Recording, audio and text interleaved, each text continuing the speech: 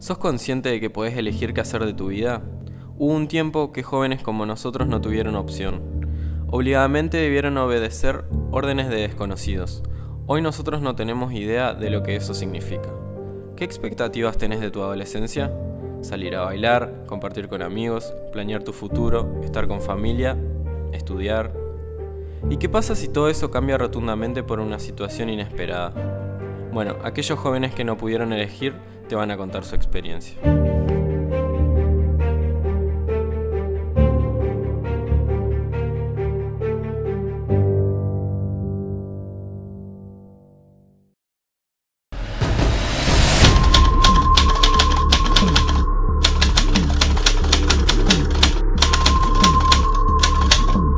Me imaginé que iba a ir a una guerra, pero lo veía muy remoto, muy lejano, y nunca con una potencia como Gran Bretaña.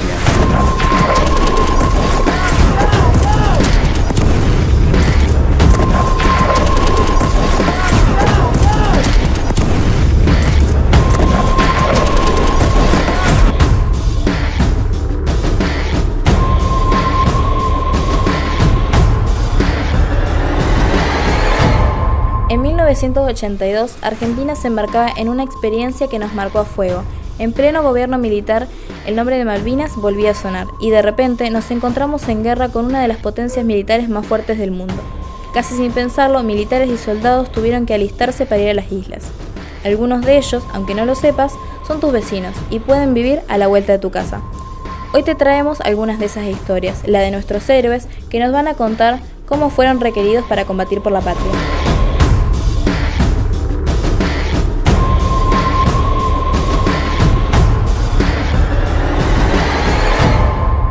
Como me contaron o como me dijeron que iba a Malvinas, estábamos en el aula una mañana en una clase de microbiología y bueno, entró quien hacía de preceptor en la escuela y nos dijo, bueno, el siguiente personal que yo nombre se va a tener que retirarse del aula porque se va a Malvinas. Estaba en ese momento internado en un hospital con una operación, una cirugía. Y mi primera preocupación fue acercarme hacia la unidad mía para poder ser trasladado a Malvinas. Era una sensación de mucha euforia, ¿no? En su momento salí sorteado con un número alto. 917 era mi número de rol y era un número alto como para, decían que te tocaba Marina. Estuvimos 2 meses haciendo intrusiones, era un campo de intrusiones y no te digo que la pasamos bien porque era un campo de intrusiones ahí. Entonces después nos dieron destino, nos consultaban a ver qué querían, porque a mí me tocaba entonces Marina, si quería ir para el norte o para el sur. Como yo pensaba que el norte era más cerca para venir de visita a Entre Ríos, bueno, pedí para Entre Ríos, para acá, para el lado de Misiones. Bueno, me mandaron para el sur. Te digo, primero no sabíamos. En ese momento no se sabía que iba a llegar a lo que se llegó. O sea, nos preguntábamos, charlábamos entre nosotros, entre todos los conscriptos en ese momento, todos soldados, y decíamos, ¿qué pasará? ¿Qué esto? ¿Qué lo otro? Y ni idea teníamos, ni idea. De los 26, 12 nos tuvimos que levantar y nos dieron 1 hora para armar nuestra bolsa marinera y embarcarnos. La directiva era que yo me quedara en el cuartel por ese tema que le había contado antes, de que al estar convaleciente de una operación, era una baja de antemano, ¿no es cierto? Necesitaba atención médica y de repente la asepsia que se podía encontrar en Malvinas no era la adecuada. Después tracé una estrategia sobre la marcha. Le pedí a un compañero que me llevara a la base aeronaval Espora. Me reuní con un grupo de ametralladoristas que viajaban a Malvinas. Me mezclé con ellos, con algún guiño del jefe de la sección, que sabía que yo no era del grupo de ellos, Y así llegó a Río Grande, Tierra del Fuego, que es donde estaba el destino de mi unidad. Con una pistola 11-25-45 personal, como único armamento, me acerco a la base naval Río Grande y con una serie de mentiras piadosas le pido al comandante de la aeronave que me traslade a Malvinas. De esta manera, los protagonistas de nuestra historia se enteraban sobre su destino en Malvinas. Con una mezcla de sentimientos encontrados, vemos que las islas era un nombre arraigado en cada uno de ellos. Ahora, cuando hablamos de una guerra, no nos referimos solamente a quienes van al campo de batalla. ¿Qué pasaba con los que se quedaban en el continente? ¿Qué ocurría con los seres queridos? ¿Cómo hacían para comunicarse con su familia? Más bien, estoy bien. No, estoy bien, escúchame. ¿Me escuchás? Bueno, me voy a Malvinas. Mi familia no se enteró que iban a ir. Se enteraron después cuando ya estaba todo el problema. No le escribí carta, nada a mi familia para ir. Después, supuestamente, en ese momento, el que tenía un televisor era... No había mucha gente que tenía televisores. Mi familia no tenía televisor. Iba a la casa de un tío mío y de ahí miraban los problemas que había sobre la guerra.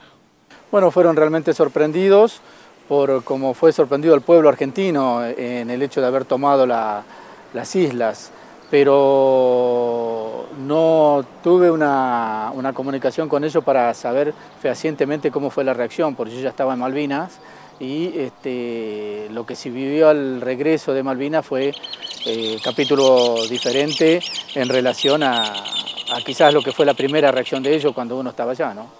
Lo primero que hice fue llamar a mi madre y comentarle que nos íbamos al sur, no le dije que íbamos a la Malvinas y después de a poco fui comunicándome con ella y hasta que un día le dije que posiblemente iríamos a una guerra.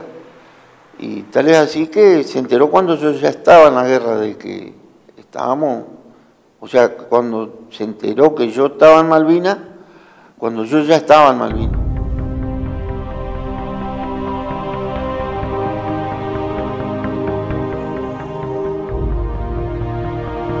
A meses de cumplirse los 40 años de la gesta de Malvinas, vemos que el recuerdo sigue vivo en los excombatientes. Y si pensamos en la sociedad, ¿qué es lo que quedó en el recuerdo? ¿Qué recordás de Malvinas?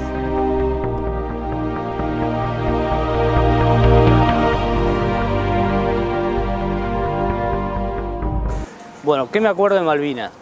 Yo estaba en la primaria, segundo, tercer grado, no me acuerdo, y de repente empezó la guerra, ¿no? Yo andaba feliz por la vida y de repente una guerra estaba ahí y de repente mi vecino que era militar, es militar, ya retirado, no estaba más en la casa, ya los hijos no salían tan seguido a jugar conmigo.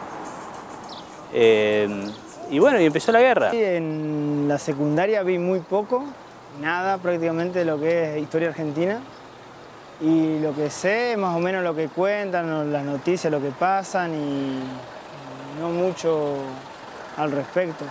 Yo siempre viví en el campo y en la época de que se sucedió el movimiento, no, sino la Guerra de las Malvinas, fue en 1982. Y ahí un día nos despertamos con ese comentario de radio que asustaba todo, ¿no? Por supuesto que teníamos horror, porque nunca nos había tocado una cosa así. La Guerra de Malvinas fue en el 82 y finalizó, fue una tragedia para el país y creo que lo más importante de la guerra fue que finalizó la dictadura militar, cívico-militar. Estuvo en la época de Malvinas, estuvo Galtieri, que fue el que fomentó de alguna manera que vengan los ingleses a Malvinas. Bueno, no sé que fue el 2 de abril, que se conmemora la guerra de Malvinas, no sé cuándo es que empezó, sinceramente. Que bueno, en el 82, si no me equivoco, fue eso. Bueno, que se perdió lamentablemente. Y bueno, no más que eso, la verdad. Era miedo, era terror, era horrible escuchar las noticias.